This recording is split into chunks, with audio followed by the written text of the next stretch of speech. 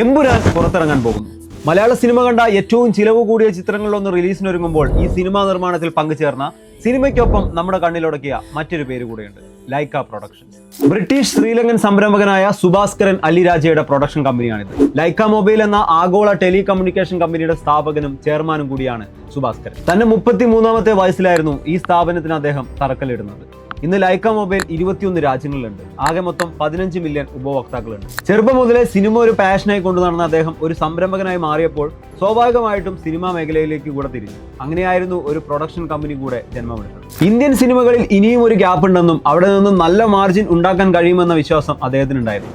അതുകൊണ്ട് തന്നെ കത്തി, ചെക്കച്ചിവന്ന വാനം, വടച്ചെന്നൈ, 2.0, പൊന്നിയിൻ സെൽവൻ, വേട്ടയൻ തുടങ്ങി ഹിറ്റുകളുടെ ഒരു നിര തന്നെ ഈ പ്രൊഡക്ഷൻ ഹൗസിന് കീഴിൽ വന്നു കഴിഞ്ഞു. ഇനി അയാളുടെ വരവാണ്.